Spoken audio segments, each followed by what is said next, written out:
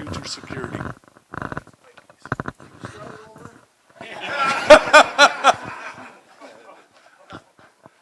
You want me to start over? Any questions about the GRV? Any questions about the GRV? What do we do? We educate people through meetings. We look at, actually we'll look at counties and states, compare them, see how they're doing compared to other places, and we just literally educate people on what's happening in your county and state. So. How much traction does the convention states have? We'll have a question and answer session after the presentation. I guess I'm done. Here. I'll take it.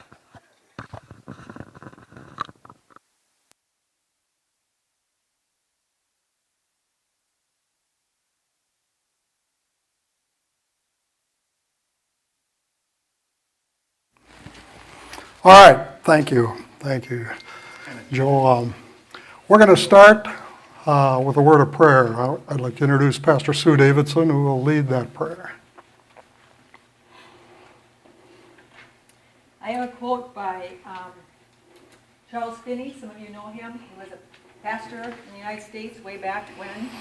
And he says, "No government is lawful or innocent that does not recognize the moral law as the only universal law, and God as the supreme lawgiver and judge, to whom nations in their national capacity as well as individuals are amendable." And so we know that right now we stand as a nation divided. And we know that God says in Psalm 33:12, how blessed is the nation whose God is their Lord. And so with that, let's begin with a prayer. Would you fold your hands and bow your heads, please? Lord God, Heavenly King, you alone are the Lord of the earth and King of the universe. And you alone can revive and restore the United States of America and bring us back under your own sovereign rule. We would ask that you would give our president, together with his advisors and the whole of his administration, the wisdom and grace to turn from some ungodly paths that they are following, and may they set this nation back in the path of trusting in God. We ask, too, Lord, that you help motivate our congressmen and women to strive for integrity and wisdom in all their choices and decisions they need to make. And may those who are entrusted as judges and lawmakers likewise act in righteousness, impartiality, and integrity as they work for the benefit of all people and to the honor of your holy name. Heavenly King, we place our nation at your feet and pray that once more, again, we serve you as a nation. May your will be done in once again the greatest nation of the world, the United States of America. In Jesus' name we pray. Amen. Thank you, Pastor Sue. Do we have veterans in the audience? Would the veterans please stand? All right, I want each of you.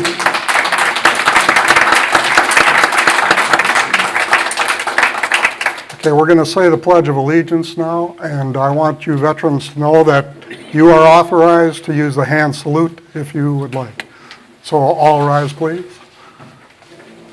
I pledge allegiance to the flag of the United States of America and to the republic for which it stands, one nation, under God, indivisible, with liberty and justice for all. Thank you very much. You may be seated.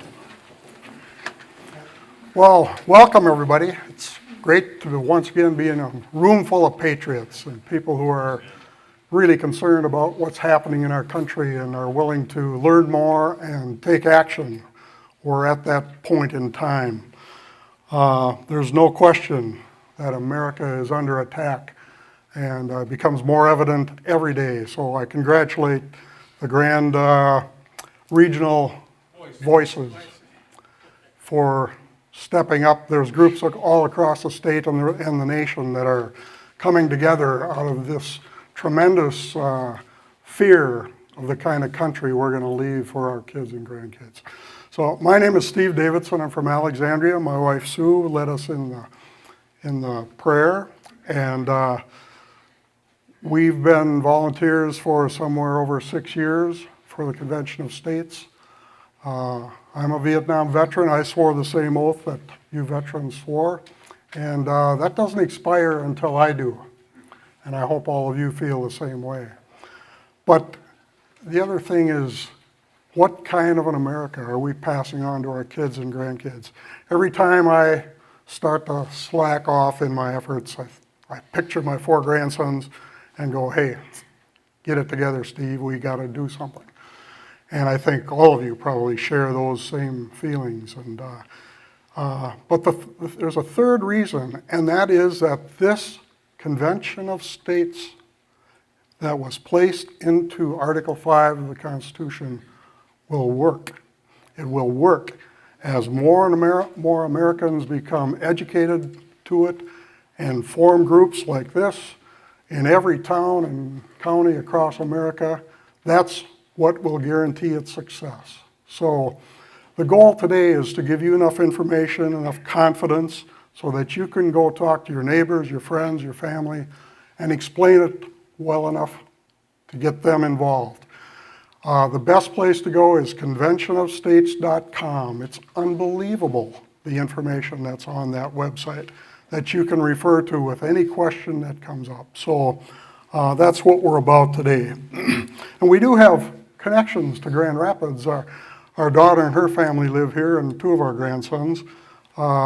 She's a family practice doctor at Grand Rapids Clinic, and her husband works as a para, is that the right term? Para, at the new school out there on the west golf course road there somewhere. So heavily involved. And you know, lots of times I go and they don't show up. Well, today they're at a state baseball tournament in Brooklyn Center for 10th grade state baseball tournament.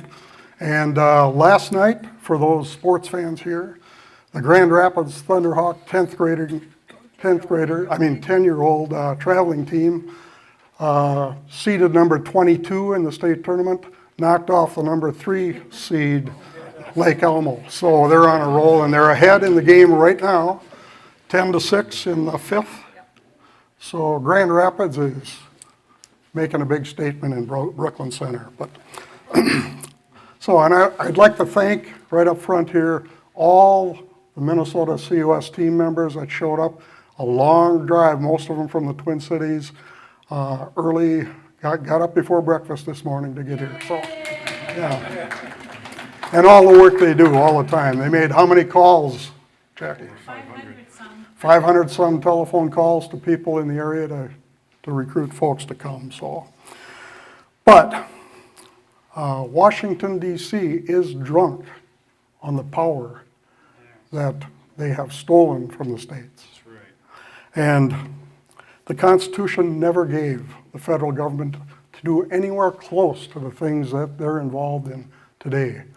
And we've been asleep for 100 years, letting this gradual process eviscerate the Constitution and be ruled by Supreme Court case law. And that's kind of on our shoulders, and actually our fathers and our grandfathers' generations as well. We let this happen, but it's time to do something.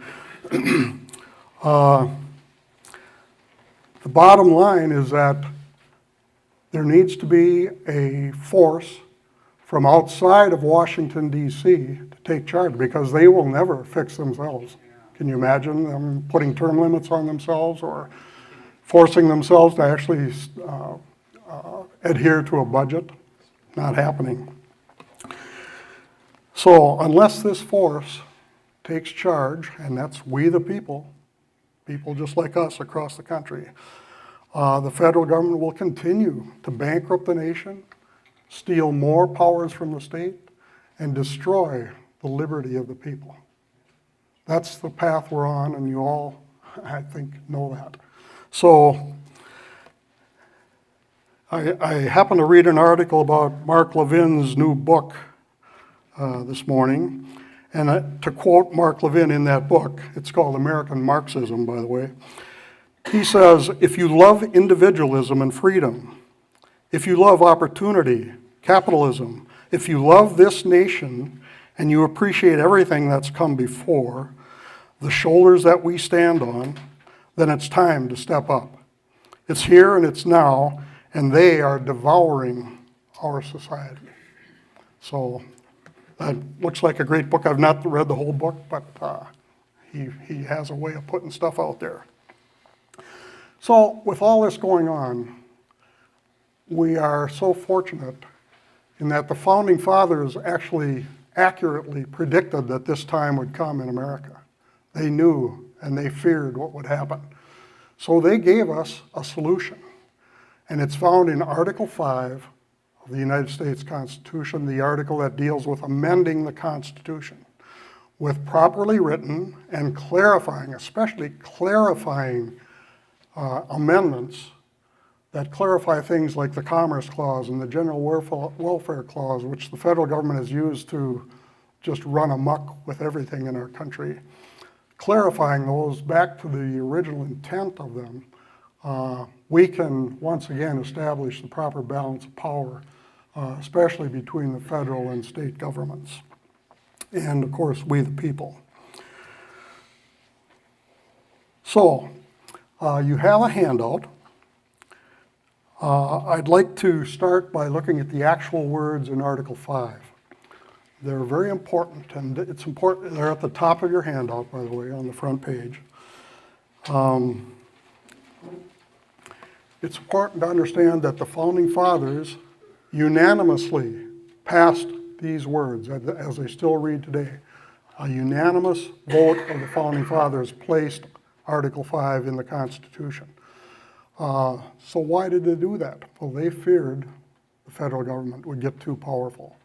So if you look at the actual words, the Congress, whenever 2/3 of both houses shall deem it necessary, shall propose amendments to this Constitution.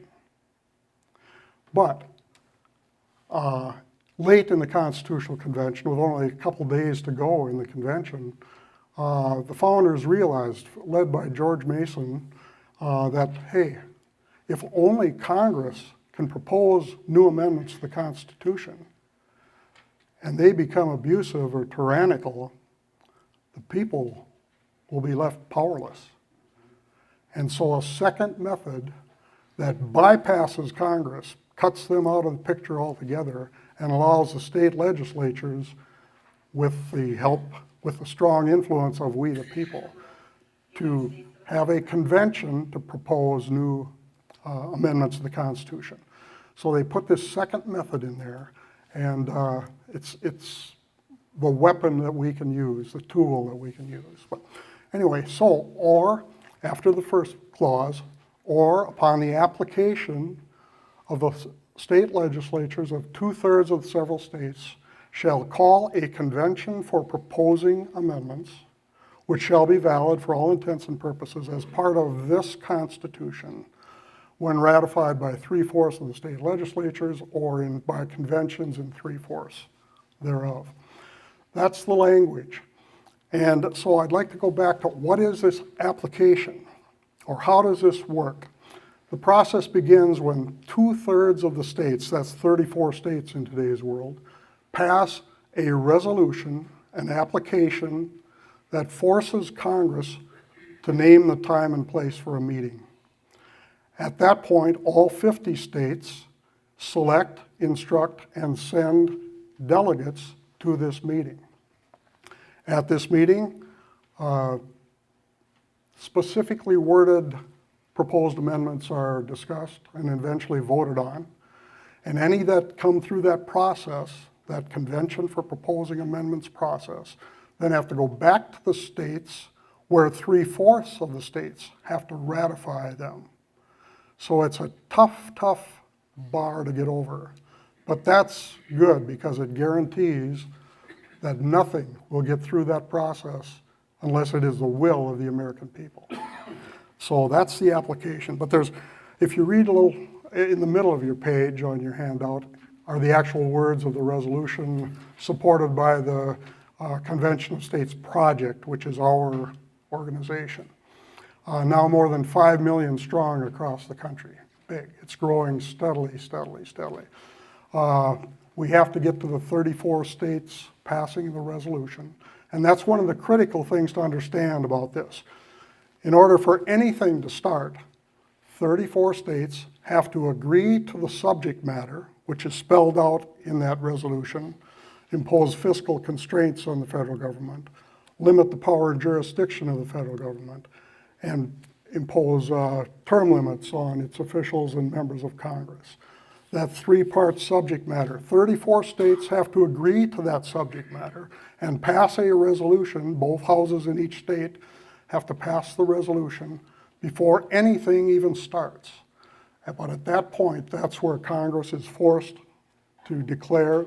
Congress is the one that keeps track of the 34 or the numbers of resolutions coming in, and then they name the time and place, and at that point, Congress is out of the picture. The states control the convention of states, the convention for proposing amendments. So,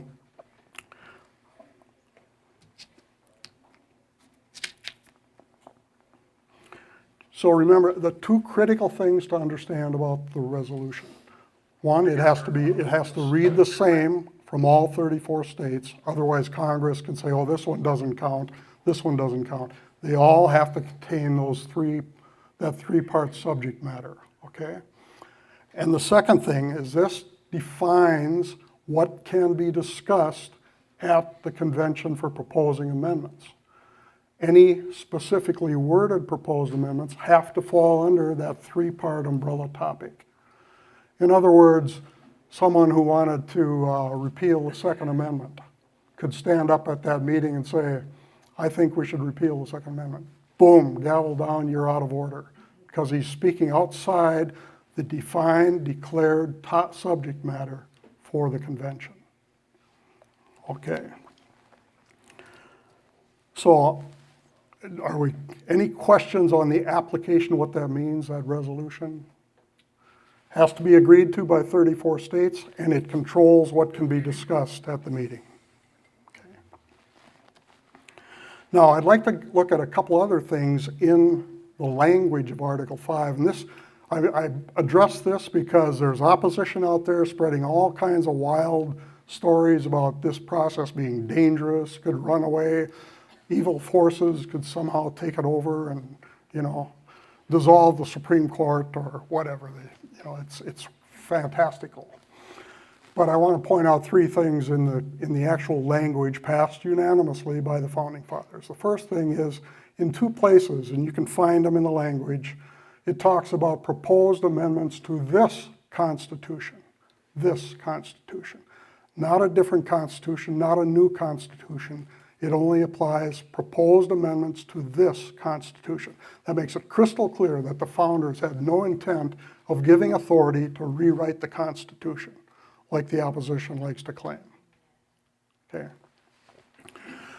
Another thing to look at in the language is the word shall.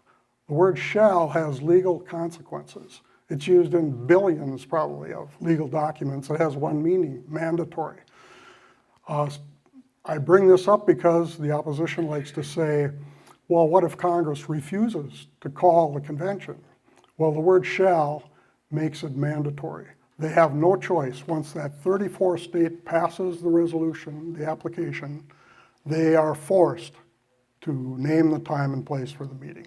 But even if they somehow block that or don't act in a timely manner to do that, it can still be called under the state's authority. So it's not a big problem, but it just shows that Congress is kind of forced to act, which they don't like, right? But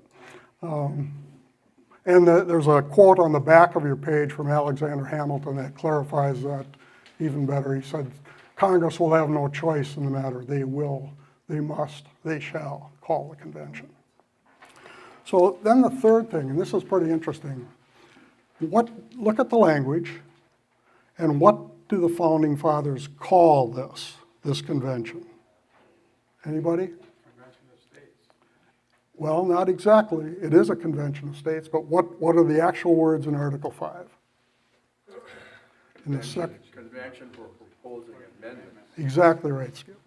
Convention for proposing amendments. That's the only authority given to this convention by Article 5 of the Constitution. It can only propose amendments to this Constitution. It cannot ratify anything. It can't rewrite the Constitution.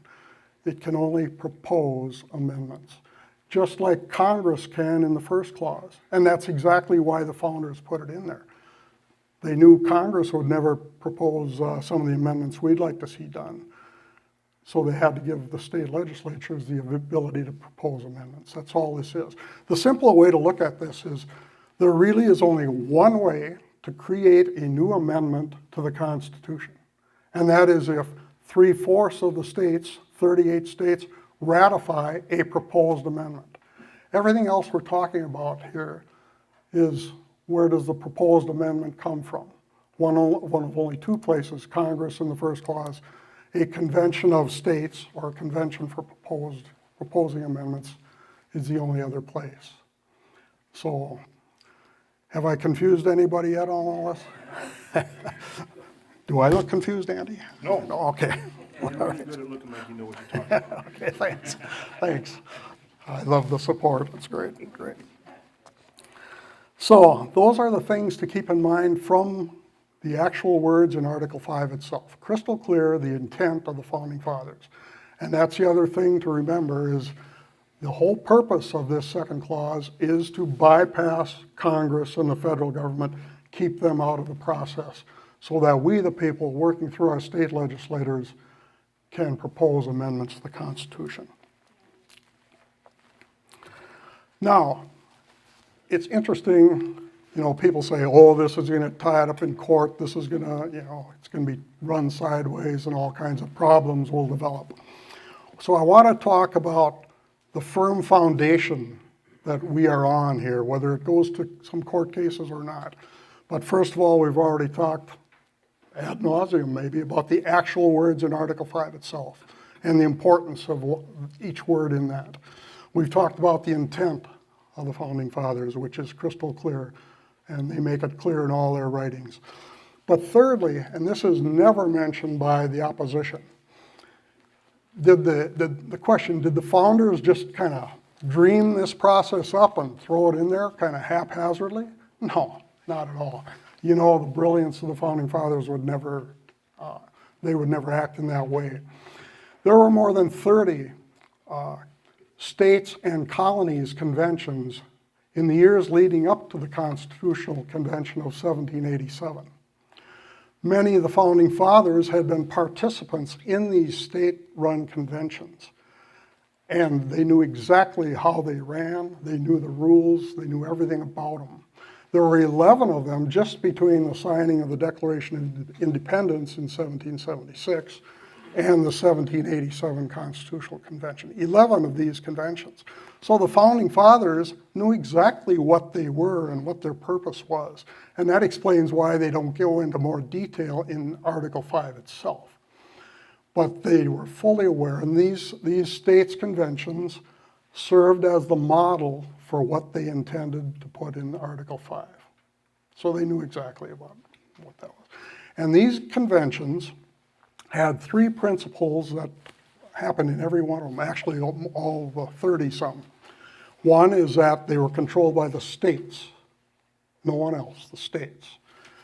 They were limited to a problem or a problem at hand. The topic was limited, and every one of them paid attention just to that problem. They didn't bring in repeal the Second Amendment, which didn't exist yet, but I'm using that as an example. They didn't bring in any other information or topics into the picture. They dealt with the problem that was declared in the call. And thirdly, it was one state, one vote. One state, one vote. Didn't matter how many delegates came from Delaware, how many from New Jersey. It was one state, one vote. And that applies to today's convention for proposing amendments as well.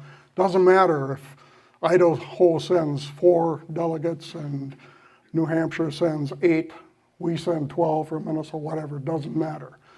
They vote as one state, okay? So all of these things alleviate the fear of something going wrong with this process. But the other thing that's going to guarantee it is we, the people, standing up by the millions to support this, That more than anything else will guarantee that an Article 5 convention for proposing amendments will be run the way the founders intended it. So the last thing I'll mention, this firm foundation we have, there were more than 30 court cases involving Article 5 in the history of our country. Every single one of them found in favor of the intent of the founding fathers and the history of those states' conventions. So we have the clear words in the Constitution itself in Article 5. We know the intent of the founding fathers. We have the history of these 30-plus state conventions, and we have the legal precedent established by more than 30 court cases. So we are on firm ground here. So I think, to wrap that up, I'll just say this.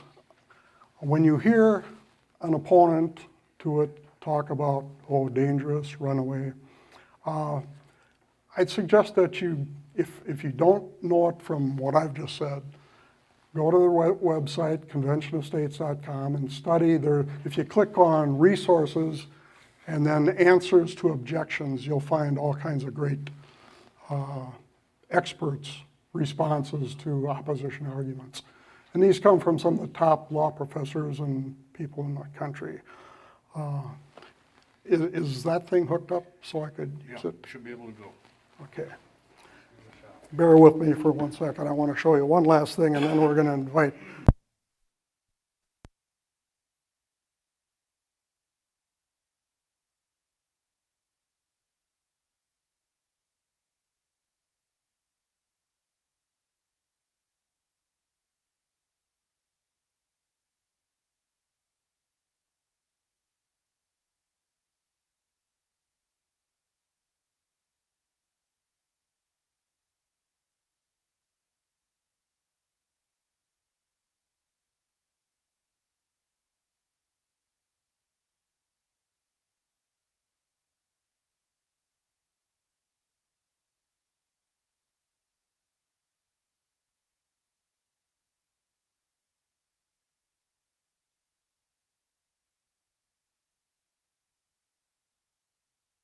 The 15th of September, 2 days before they signed the document, the end of 4 long, hot months in Philadelphia, they were ready to go home. But George Mason noticed that Article 5 only had a single method for amending the Constitution. He said, wait a minute, what if Congress becomes an obstacle?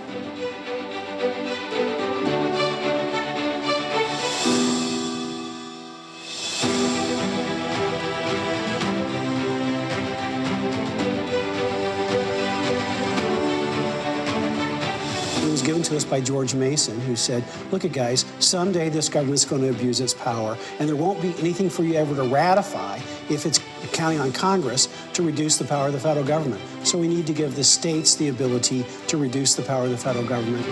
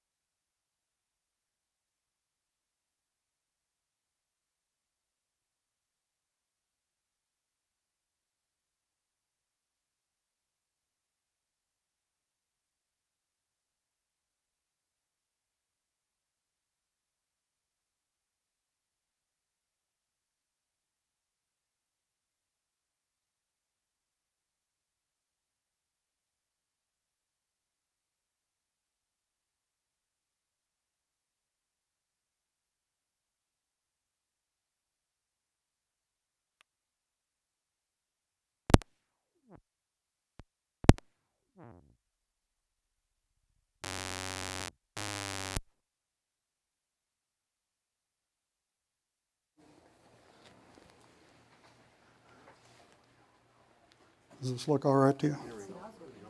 Okay. I want to show you the incredible list of people who endorse Convention of States. And it's important to understand that the Convention of States movement that they endorse is the one with our three-part subject matter in the resolution. You see, there are other efforts out there in the state legislature. I think Representative Lueck can attest to this. One is for a balanced budget alone amendment. We don't think that's enough. Another is for term limits alone. We don't think that's enough by itself. And then there's a fourth one that talks about Citizens United. This is more from the left side of the aisle. So all these are going on. But what I'm saying here is the people I'm going to show you on this list all endorse the three-part topic, which gives us a lot more control over the federal government than any of those other single-item efforts. Okay, we'll start with, of course, Mark Levin, whose book, by the way, The Liberty Amendments, is one you should all read for a real thorough look at what Convention of States is. And you see a quote on the front of your handout that says he used to be against a Convention of States. He thought it was going to be a runaway problem until he studied it, And at least 5 other of these top experts did the same thing. They all had bought into the opposition story for 40 years until they actually did the research. So, Mark Levin, Governor Ron DeSantis, Mark Meadows, Sean Hannity, Greg Abbott, Senator Rand Paul, Sarah Palin, Ben Shapiro, Dr. James Dodson, Senator Marco Rubio, Jenna Ellis, one of Trump's lawyers, Senator Jim DeMint, Mike Huckabee, our own Minnesota's Pete Hegseth, Ben Carson, Bobby Jindal, Alan West, Steve Hilton, Charlie Kirk, James O'Keefe, Jeff Duncan, Senator Ben Sass, Pete Coors, David Barton, who is probably the top constitutional historian in history, I would say. Lawrence Jones, Lieutenant Colonel Bill Cohen, Steve Deese, Jim Bush, Jim Talent, Michael Ferris, who was one of the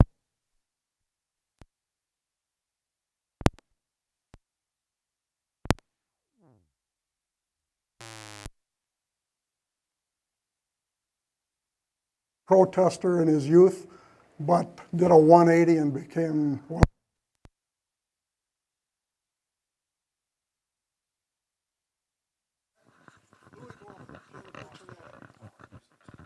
Okay, Morton Blackwell, Eric Metaxas, Ralph Norman, William Timmons, a foundation in Texas. And now here we come to the Legal Board of Reference, which are the very top constitutional law professors, the cream de la cream of the people who understand the Constitution better than anybody in the country. But they all joined together. Randy Barnett of Georgetown, Charles Cooper, John Eastman. He was one of the attorneys that stood up for the Tea Parties when the IRS scandal was happening some years ago. Michael Ferris. Robert P. George was Pete Hegseth's wonderful professor at Princeton. C. Boyden Gray, Mark Levin, Andrew McCarthy, you've seen him on TV a lot, and Mark Meckler, the other co-founder. So that's an incredible list of people who have put themselves out there in support of Article 5. So,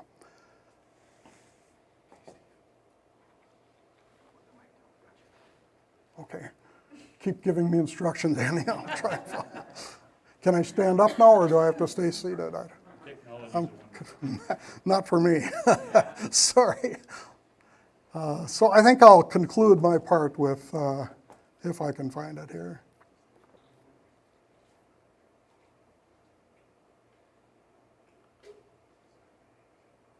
Nope, that's not the one, sorry. This is the one. This is Pete Hegseth. A lot of you know him probably. He's from Minnesota, now Fox co-anchor on the weekend show. On the 10th Amendment, you're entirely correct. We've totally abandoned it. And we need a solution as big as the problem. And thankfully, our founders understood that. And they gifted us something called Article 5, which gave the power to the states to, if the federal government ever got so big, so expansive, so tyrannical, states could come together and pass amendments in their states. And if enough of them pass, then they hold a amending convention to rein in the federal government. It's right there. Steve, there was no debate at the Constitutional Convention about Article 5. Every founder said, well, of course, if the federal government, which we created, ever got so big, then we should put the power back to the states and state legislatures. Thankfully, there is a movement, an Article 5 Convention of States movement right now, Steve, that's gathering steam, where state legislatures, you don't need the governor's signature, state legislatures, the people's power, passed the same amendment. They created an amending convention where you can balance the budget, put in term limits, not just for elected officials, but for bureaucrats, and then rein in the size and scope of the federal government. It's the only thing that could actually get at the progressive problem and the progressive project of the last 100 years.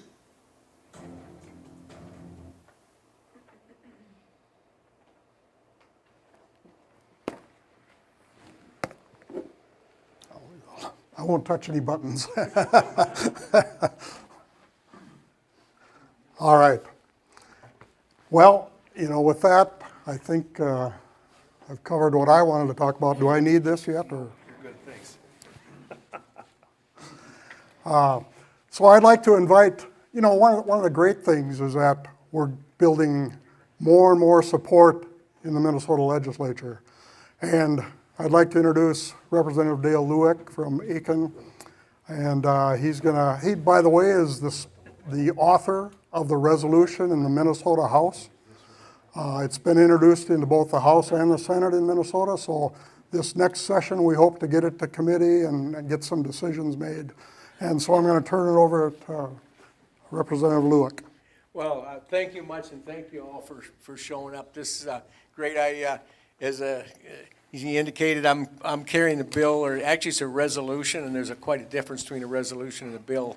But a little bit about myself. I represent Aiken and the bulk of Crow Wing County, just south of us here, District 10B. I've been in the legislature now. This is my fourth term, and I kind of came the same route that Mark Levin did. A couple of representatives, Dwayne Coam and Jerry Hertos, have carried this resolution previously, and they knocked on my door and said, "Hey, you got to look at this." And so I'm kind of a hard sell on most stuff. And again, I looked at it and said, yeah, this makes sense. And so I co-signed on to, as a co-author on bills they ran earlier before. But I'd say fourth term in the legislature, this is really a big deal because we do have a lot more control. Our Constitution for the state of Minnesota is pretty tight on financial things. It's wide open there's no term limits there, but we do have a tight Constitution, have to balance that budget every 24 months, whether we like it or not. Federal government is completely out of control there. They can print money, they can borrow money at an unbelievable pace. And this is a method to every time we've had to fix something significantly in our country, we're up to 25 amendments now. We've had to just make a tweak to that Constitution. The first 10 amendments obviously laid the boilerplate that tried to keep the federal government in the box. And ever since then, they've been sneaking away and crawling out of there. And this is really a huge one because I agree that I don't see that our federal legislators, our senators and congressmen, no matter how hard they try, I don't think the capacity is there to really straighten this out. Now, here's the thing as I looked this over, here's one of the things that happens when this Article 5 process comes close to actually holding a convention. Guess what? Those folks in Washington, D.C. go, oh my gosh, I think we want to be able to take credit for fixing this. So if you look at the history, of the many times that this process is, it's been very successful, but you know what? You don't even have to get there. When you approach the point where they see the handwriting on the wall, most human beings will stand up and say, well, you know, I guess that's the right thing to do. And so that's one of the history that kind of gets lost in this. We just got to keep the pressure on.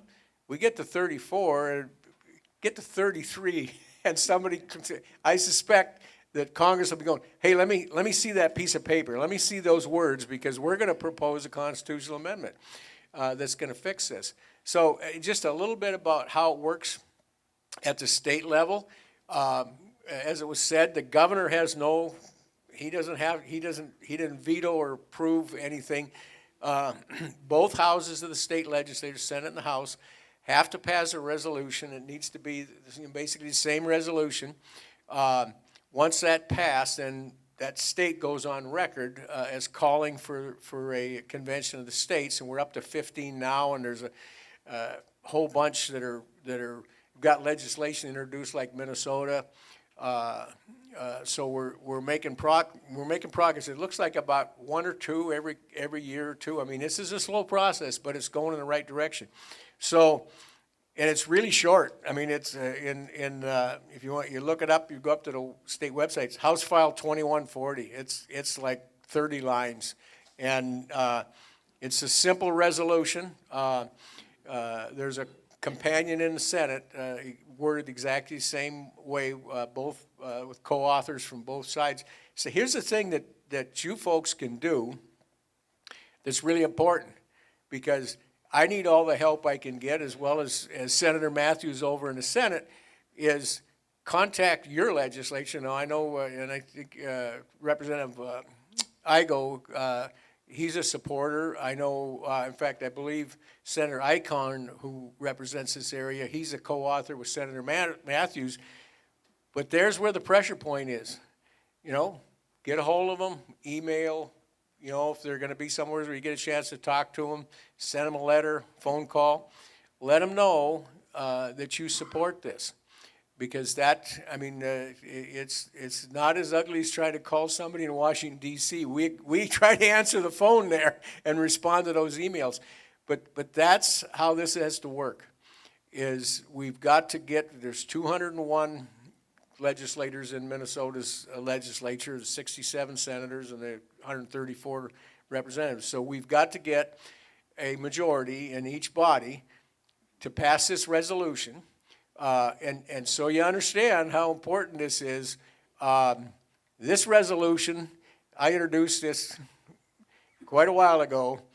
There are folks out there that don't want nothing to do with this. And until we have a good conservative majority run in the House of Representatives, I can't get a hearing on this resolution. So we have to make some changes in the state of Minnesota. And by that I mean, you know, we've got to get common sense conservative back, really kind of running things down there in St. Paul, because that's what it's going to take, so we can get a hearing, get this on the floor of the House, and it simply has to pass by a simple majority, and boom, we're on record. Senate does the same thing, and we add another state to that list on our way to 34. And like I say, you look at the history on this, every time they've gotten close, the Congress just has an epiphany and goes, oh, I'm so wise. I think we need to fix this. Gee, look at this language. I think we're going to tailor an amendment, and then we're going to, you know, pass it and send it on out. So don't doubt that this is a hugely powerful tool. Well, we just got to keep the pressure on. So with that, again, I want to thank everybody for coming. And yeah, I sat in one of these down in St. Paul about 7 or 8 years ago. And same thing, you know, after the guys had talked to me, said, you got to come to this meeting and hear the whole thing. And I said, yeah, this makes sense. I mean, geez, you know, we been involved in, if you've been involved in city government, township government, county government, we get together and we make decisions and we fix things, and this is another way. It's difficult, but it should be, because we don't want to tinker with our Constitution unnecessarily, but we do got to fix this. So again, thank you much, and I really appreciate everybody coming out, and don't hesitate to contact your senators and representatives, and definitely use my name. Thank you. Yes, sir. 15, I believe, I believe it's 15, and there's a huge number that have got resolutions introduced in their legislatures. The trick there, though, is you have to have common sense conservatives in the majority in those bodies to get it passed, because like I say, that's a problem right now in the House of Representatives. They're saying, oh, no, we don't want to even have a hearing on stuff like that. So it's going to take time, but we're on the right track. I'll turn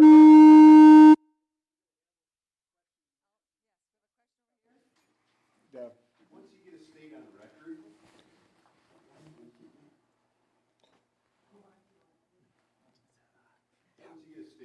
that's in that list, how long is that good for? Is there a statute of limitations, or is it forever? in Minnesota, it goes on, it would go on until you just run out of steam. This resolution, if we pass it, is good until the state of Minnesota cancels it. So it takes years to get to that 34. It could take 15 or 20 years. No, I hope it takes a lot less than that. Put it that quite bluntly. Any other questions? Okay, raise your hands and I'll bring the microphone. I just have a question regarding to the House resolution. If we were to call the House or the Senate, it is House Resolution 214, is that correct? 2140. 2140, Yeah. okay, thank you. Yeah.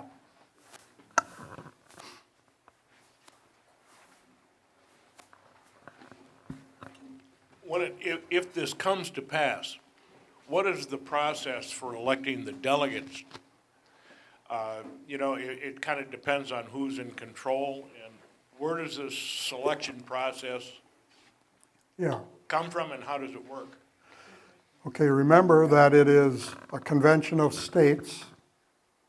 So each state legislature decides how and who they will select as their delegates, and how many. And then they will instruct them and send them to meeting. Another safeguard against things going wrong is they are direct agents of the state legislature that selected and appointed them. If they go to the convention for proposing amendments under the three-part topic, and they try to introduce something other than that, the state legislature has the power to pull them back and replace them or deal with them. And some states have passed legislation making it a criminal offense for them to go against the instructions of their state. So remember, if the convention even starts, we've got 34 states who are already aligned with this subject matter. So we're in a strong position there. But if say this resolution passed this year, and you don't have the 34 states, say, for another, say, 10 years, so the selection process is based then on the powers that be in the legislature at the time of selection. So you can just have adverse people to the original purpose. Well, you could, but I think more likely, if the control of the state went way left, for example, or to the opposition, then they would probably rescind their resolution. The history of the balanced budget alone effort, that's been around since 1979. And they climbed all the way up to 32, I believe it was at one point. Then the opposition jumped in and started lobbying state legislators, warning them of the dangers of this, with no evidence, but just planting that seed of doubt. and a bunch of states rescinded. They went all the way back to 16. And now, years later, they've moved back up to about 27. But they've been stuck there for at least 7 years with no movement. So I guess the point I'm making, John, is if you get to a point where that 34th state is about to pass it, you're at a point where you do have 34 states in favor of it. Otherwise, the rescinding of it would knock that number back down. Does that make sense? Yeah, okay. I live in a district that, this is to Dale, if you could respond. I live in a district with a Democratic senator and state legislator. Could you speak to their objections and how they would express their objections to this? Why would they not support it? That's a loaded question. I can't wait to hear it, Dale. Yeah, it's an excellent question. To me, it's pretty fundamental, and it almost has to do with where you came from, how you grew up, and how you dealt with important things and economic things. I guess I grew up that you spend your own money and you leave other people's money alone. Now there's another group of people in sort of an approach that your money's my money and I get to decide where it's going to go. And don't get me wrong, if you go back and look at our Christian heritage, what are we taught to help people in need?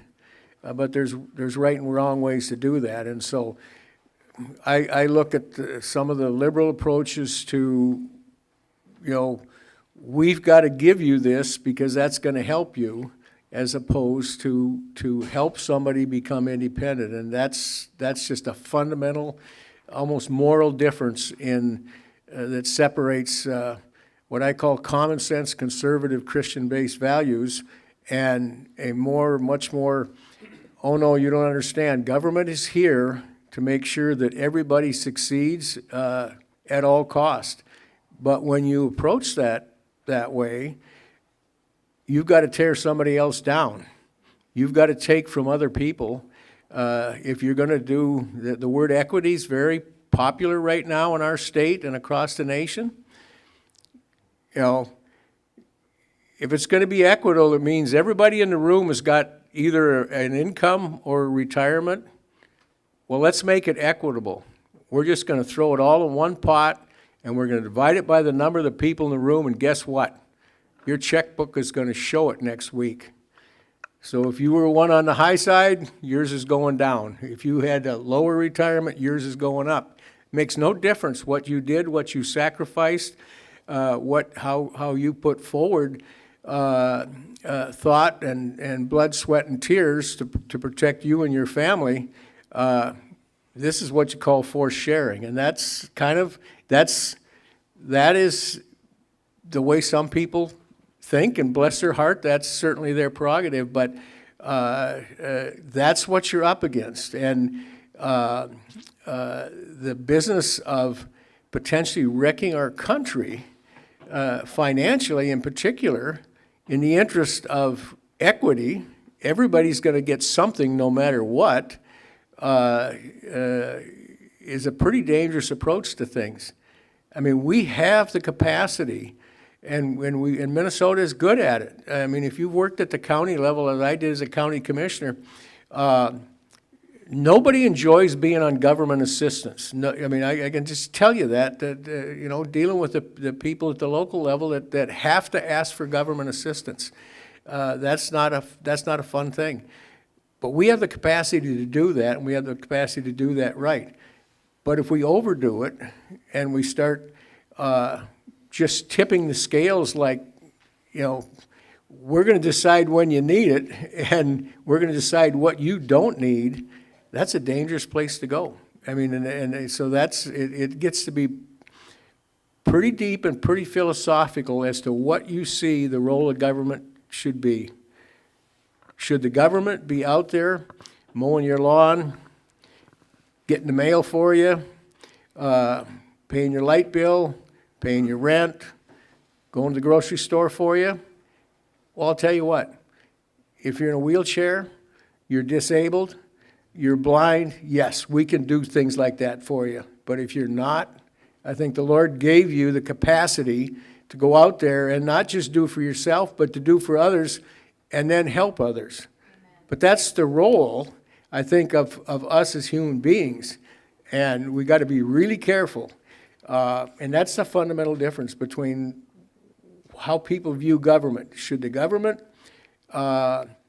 be doing everything as opposed to really putting the responsibility back on us as human beings? So that's a long answer to your question, but that stirs some pretty deep roots in me. But thank you for the question.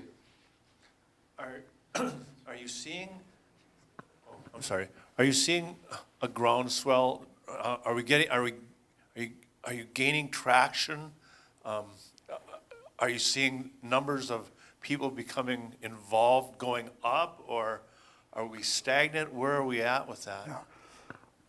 For sure, especially since the first of this year, I think people are much more inclined to want to do something. And, what can we do? The direction of our country is unacceptable.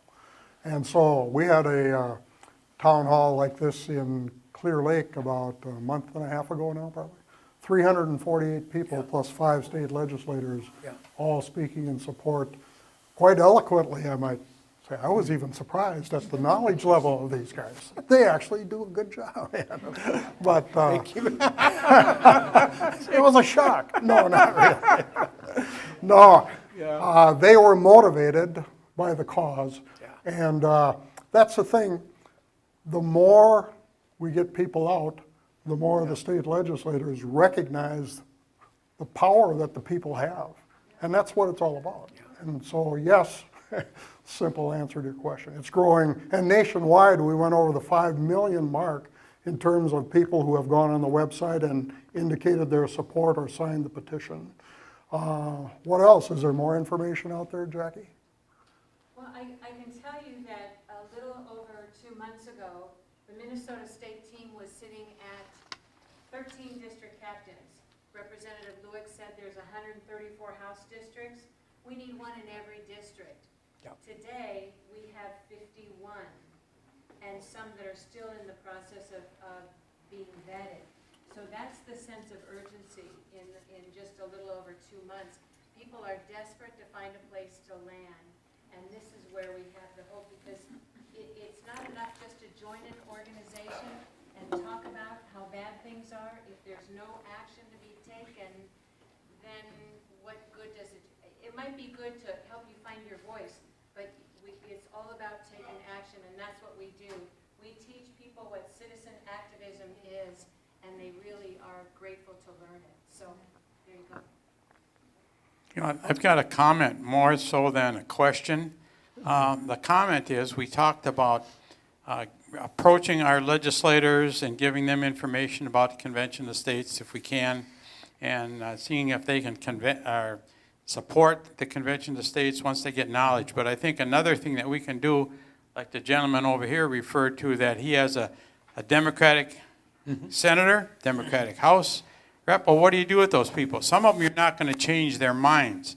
So another action step that we, the people, can take is we need to get those people out of there. So my suggestion is getting involved in supporting a candidate, a conservative candidate that would support the Convention of States, or a conservative candidate that has good Christian values, and help that person get elected, or run for office anyway, with your time, talent, and money. My wife ran for the state Senate in 2016, ran for the state House in 2020, and she didn't win, but still, she took the position that, well, we need to get good, godly people in office. So I would suggest that that's another action step that we can take, is when we find a good candidate, support those people to help them to try and get elected, rather than just count on the present people in the legislature, like Representative Lueck. But that's another step I think we can take. Yeah. Good point, Dave. Yeah. No, that's an excellent point from the stand, and, because here's the deal, and I watched, and goodness sakes, I don't know if anybody's here from Aiken and Crow Wing County, but the day I don't represent the district that elected me, throw me out. It's that simple. And the moment, and I see that sometimes, and that's another reason why term limits make sense, so you can be your own worst enemy. People that spend too much time at in the legislature eventually have this tendency, some of them, not all of them, forget who they represent. And that's one of the beauties about the House of Representatives. It's only 24 months between elections. So you have to really pay attention and serve the people in your district. The Senate's got a little different deal where they go 4 years in the state of Minnesota. And that can be really dangerous because you can get careless and not pay attention, not answering the phone, not talking to people, not understand what's going on, because our world's constantly changing. I mean, think about what it was like 2 years ago, 3 years ago, 5 years ago. Some of us like to think about what it was like 50 years ago. But yeah, I mean, make no mistake, we're a representative democracy. And those folks that you put in there are to represent the district. And, and that changes. I mean, we've had a push toward liberalism, and boy, it's coming back because everything can be in excess. And I think some of the things that we're done are way in excess right now, and we need to slow that down and get back to more basic stuff. But yeah, you own that vote. And so it gets right down to really simple. If the individuals are not representing the folks in the district, they need to be shown the door. That's the world we live in, and that's fair. And like I say, I hope I don't fall into that trap that I decide to retire and say, you know what, at some point in time you need to go on to other things. But that's one of the most powerful things that we own as citizens of the United States is to change our government, change our elected people, and change them, every 2 years, 4 years. In the case of federal senators, they get into big trouble because when they get a 6-year ticket, my goodness sakes, that's a long time. Anyway, good question. I'd like to just add one thing too. This is where the power of the people come in as well. There are hundreds of us in each Minnesota representative district, and we're about at the point where we can really start being bold with our state legislators. Hey, we have 342 members of your constituents who are behind this. Are you going to ignore those? And that should play even into a Democrat candidate's thinking, I think, at some point. And this is growing. One of the state senators from the Alexandria area, just a couple of years ago, I was encouraging him to come to one of our meetings. You've got 400 and some people in your district who support this. Oh, yeah, I should come. Well, I checked it again this year. He's got 700 and some. So this is how it's going. So at some point, we're going to hit a critical mass where every state legislator is going to have to think about this. So anyway, another question. So you have 3 resolutions really that are being sought. How did the am I coming out? Yeah. How did the resolution process work? And there are some other resolutions that may be good, such as limits to executive action, executive orders from the president, that kind of stuff. Because what did Biden do when he first took office? He took, over 100 executive orders that didn't even get to be seeing the light of day by the public. Yeah. So how do we address that? Well, first of all, the language in this resolution is, I didn't think it up, nor did our revisor's office. We went and we looked to make sure that it paralleled exactly the resolutions that the other states had done, so that ours is going to count specifically for this effort. Boy, with respect to things the president can do. I'm not sure that might call for another constitutional amendment, Well, depending I on don't- which side of that you take. But the thing is, that general thing about limiting the federal government, that can be a narrow topic or a broad topic, but when you talk about the federal government, you're talking about an amendment that very easily could say, you know what? These doggone things that the president decides to do on the drop of a hat got to end. So there's room to look at that in terms of federal government, because it's the state looking at the House, the courts, and the executive branch going, wait a minute, you folks, particularly on the spending, have gotten totally out of control. But, you know, it's important that this one is talking about that potential to destroy our country economically, because if you look at history over the decades, over the centuries, there's a lot of reasons that, you know, countries and nations have fell, and typically they go off the rails one way or another. They get into a war they couldn't win, they rot, decay morally, or they just miss the boat and destroy themselves economically, and the next thing you know, somebody else shows up and does it better. And so, but if we don't get this financial mess under control, I mean, who was thinking about talking trillions? I mean, now it's like, oh, no big deal. It used to be a big deal to talk about $1 billion. Now they're throwing around trillions like it's peanuts, you know, and that is, you know, you can only print so much money, and then it's going to end badly. I think your question would fall directly under the second point in the three-part topic, limit the power and jurisdiction of the federal government. About 5 years ago, they actually held a simulated convention of states in colonial Williamsburg, Virginia. They invited actual sitting state legislators from every state. They ended up with like 138 state legislators at this practice thing to see how one would run. And after just a few housekeeping announcements, they turned the meeting totally over to those state legislator participants. They elected their own chairman, passed the rules, and if you didn't know it, if you look, you can look on the Convention of States website and watch segments of that meeting. You'd swear they were on the floor of a legislative body. They took it that seriously.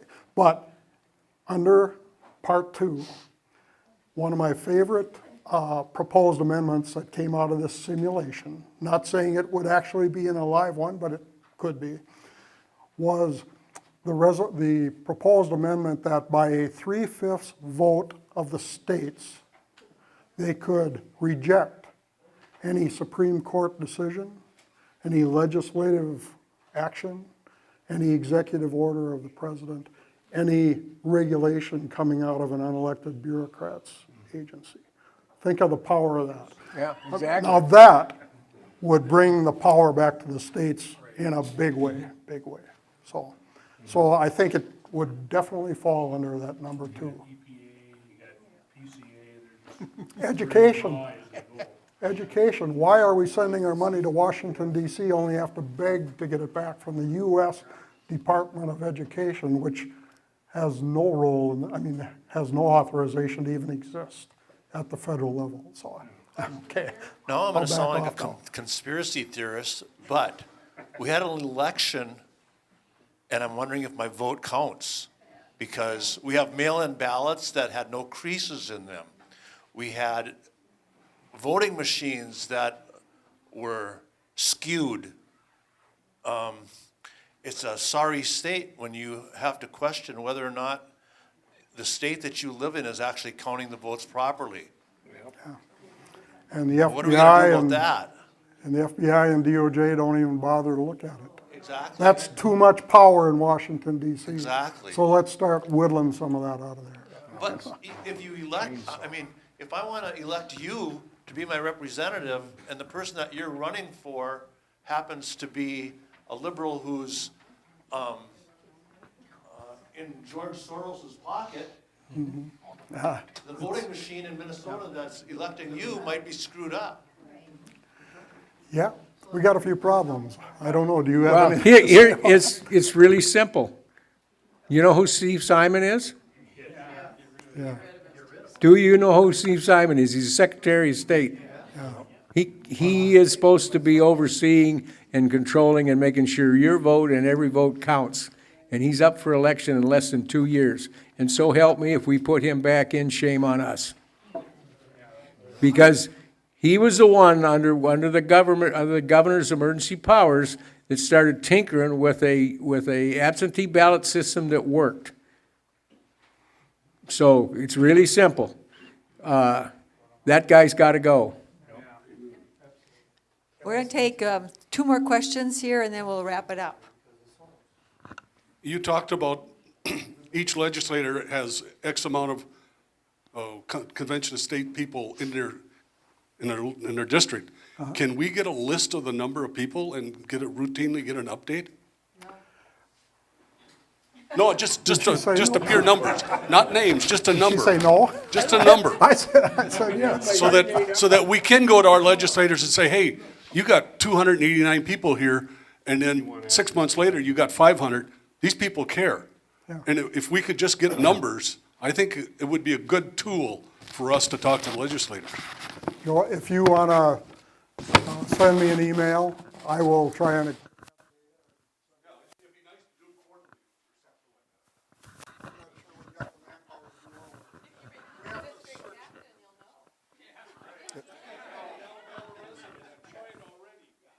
Here's something just real quick and I'll go back and talk about the muskie planting fiasco with the DNR over what lakes they were going to plant muskies in.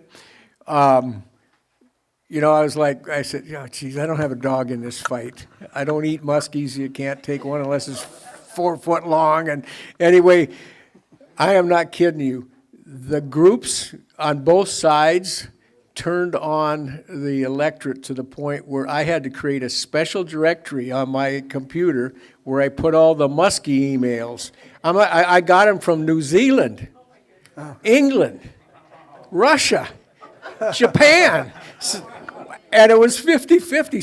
So and you can go up to the website and you can do those kind of things.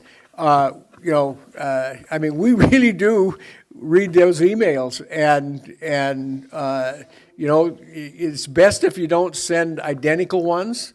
If the subject line is exactly the same, you look and go. The big thing is you look, make sure you put your information in there, because they look right away and go, oh, okay, that's Aiken, Minnesota. That's Garrison, Minnesota. That's Deerwood, Minnesota. It'd be Grand Rapids, Minnesota for Spencer or Senator Eichhorn. You pay attention to that. If it's Minneapolis or St. Paul, guess what? It goes over out of district directory, because we are so busy that most of us don't have time to try to represent Rochester and Duluth and other places where we're not elected to in the first place. And that's something we're pretty careful about. You don't go around and mess around and represent things out of other legislators' districts. From that standpoint, but that is powerful, because there are situations when those show up. Now that legislator's got your name, knows where you're from, and that's a big deal, because that's what we're paid to look at and listen, and try to make things appropriate. So. You can't contact us enough. Now, it's too bad a bunch of the other legislators aren't in the room, because they say, oh, there goes Lueck again. He's gonna have me put 2 more staff people on just to keep my computer from overheating. Hi, I'd like to go back to the question earlier about how do I affect what the state legislators are hearing and seeing about this. And what I'd like to say is there's 2 ways. Obviously, talk is one way, but you got to do more than that. And I was involved in a primary election a couple years ago where the candidate who was going in that I supported was losing by a 2-to-1 margin in the early vote. At the end of the day, he won. And he won because there was a contingent of COS people in the audience who were horrified that the person he was running against, who was winning on a 2-to-1 margin, was an opponent of the Convention of States. Over lunch, the whole group got together and started passing the word. Do you know that she will absolutely torpedo a COS effort? And by the end of the day, the person who supported it was elected to the Minnesota State Legislature. That's activism right at the root where it starts. That's the kind of stuff I encourage people. If you don't know where to start, everybody lives in a precinct. You have precinct captains, you have officers, they go to primaries. Get to know who's in the legislature or who's actually in support roles in your BPOU, in your precincts. Just find out who these people are and start connecting with them. Give them your email, ask them to send you information. And you'll really start hearing what's going on. But I think that ground roots kind of activism is really making differences. And it has already made differences in the Minnesota State Legislature with the candidates that have been elected and will be elected in the future. So that's what I would say is start right at the bottom. I mean, right in your neighborhood, right at your local precinct and BPOU level. And you could make a real difference. You know, I want to sign you up for my network marketing company. No, I'm just kidding.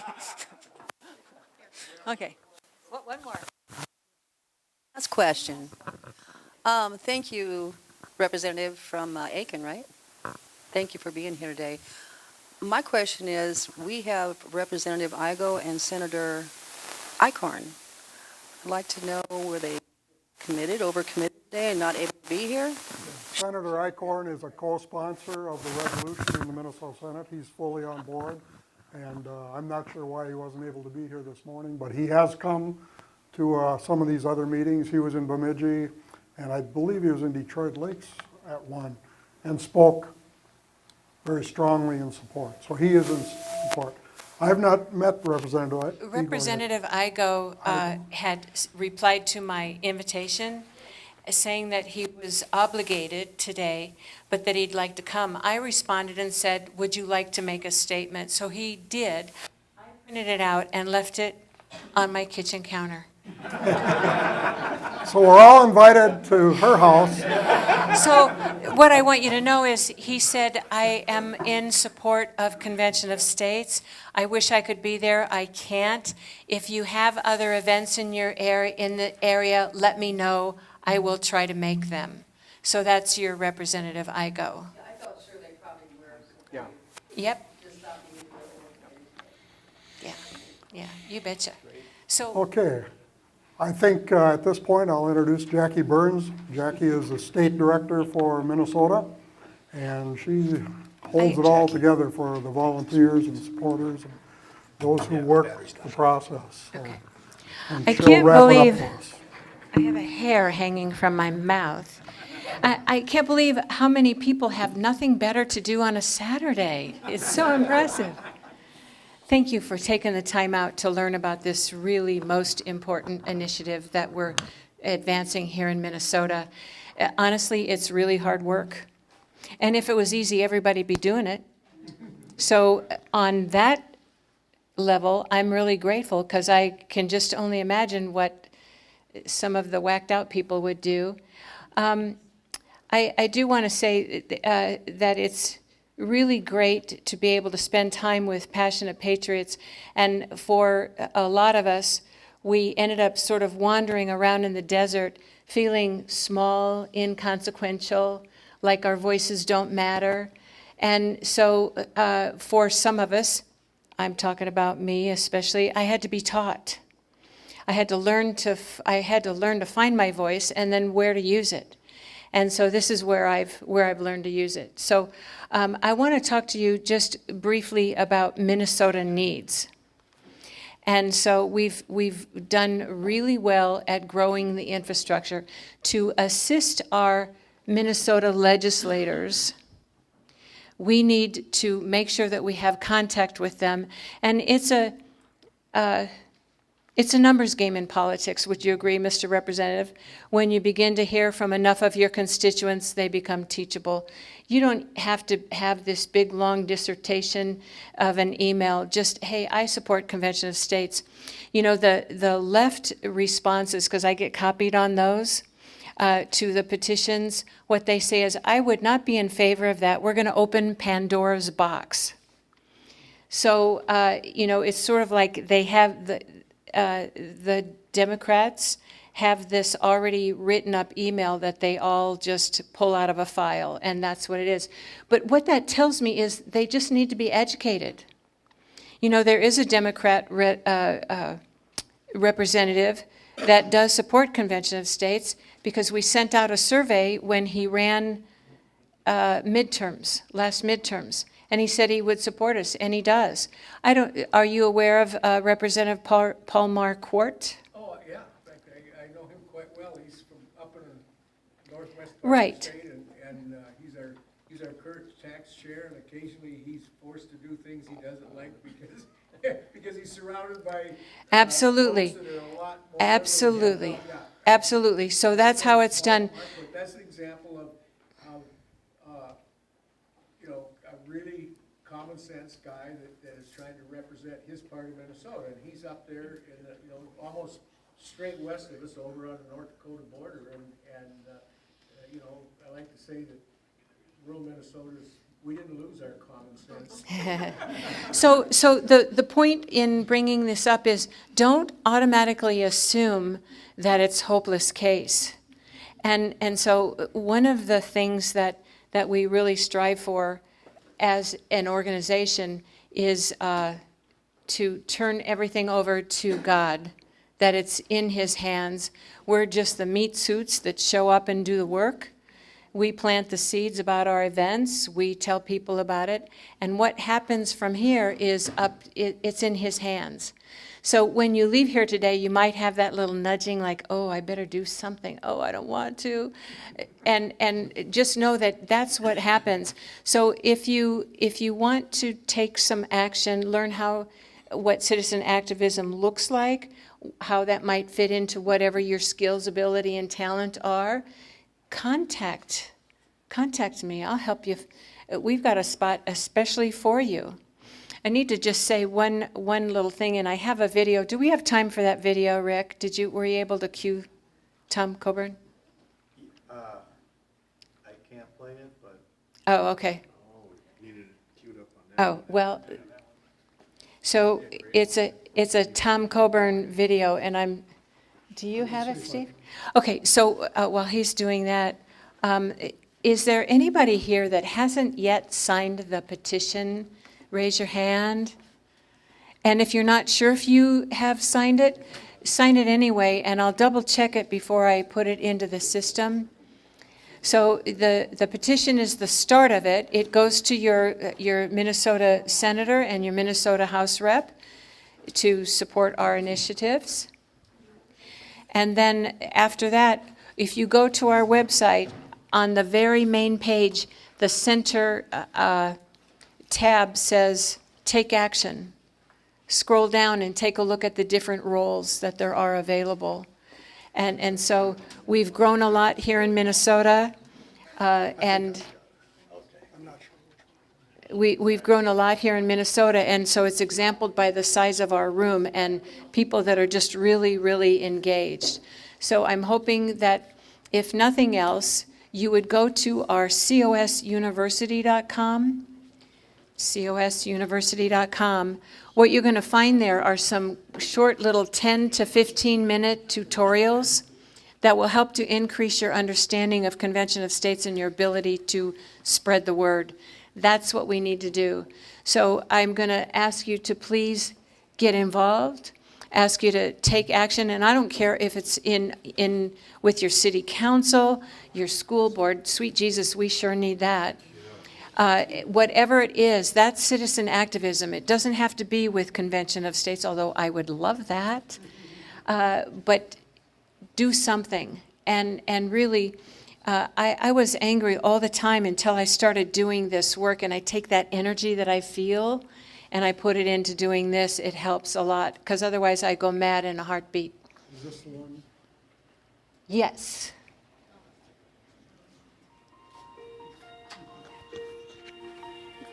Life's intended to be a battle. We're in to survive. We're in to compete. We're in to achieve. Giving up, isn't it? Excuse me. Can I hold this here?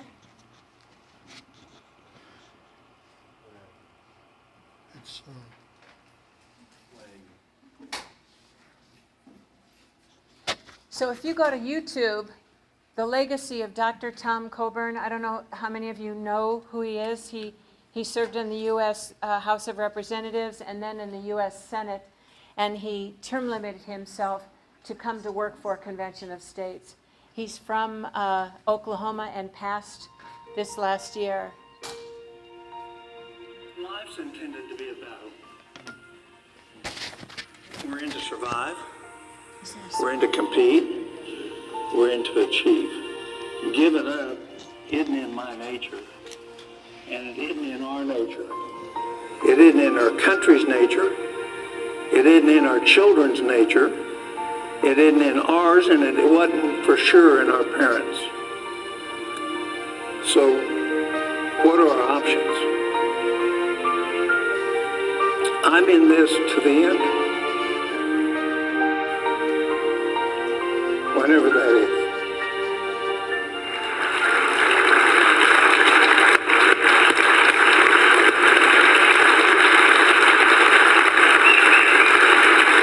To save a country requires work. And it requires sacrifice.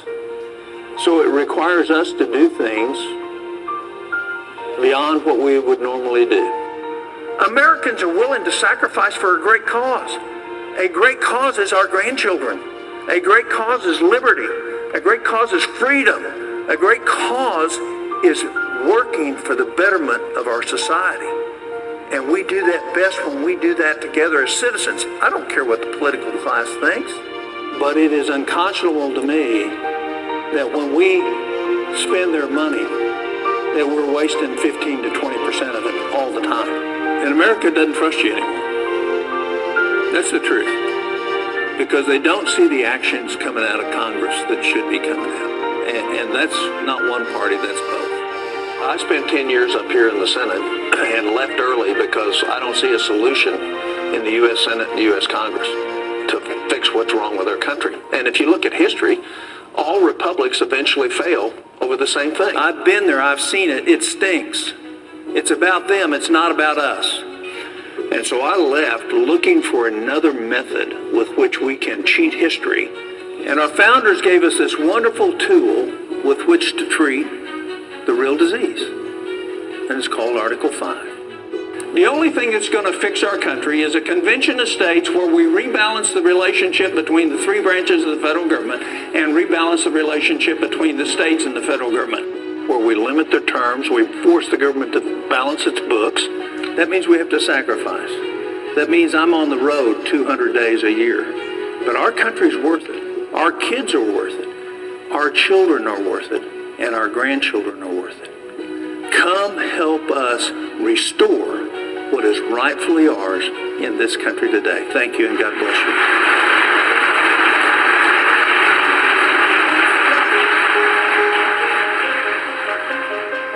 My message to you all today is we can fix every problem in front of our country.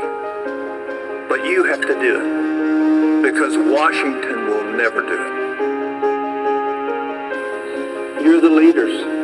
You're the ones that are going to make the difference.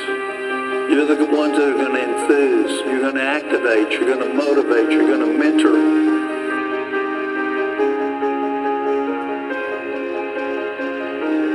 Leadership's about standing on principle but building consensus at the same time. And it means you take heat. You take discomfort because you know the goal for which you are achieving is worth sacrificing for.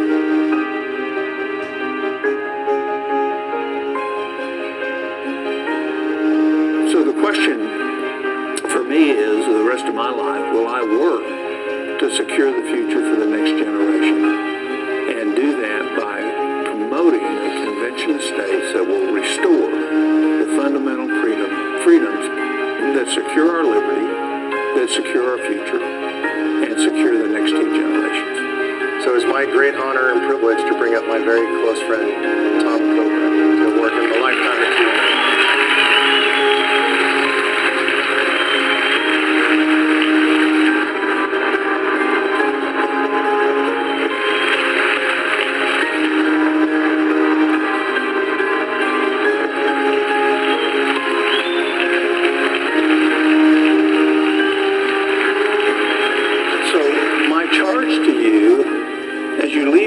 today is let's go and win. Because I believe this country can cheat history. This republic doesn't have to die. This republic can survive. This republic can achieve more than we have ever achieved before. So let's go do it.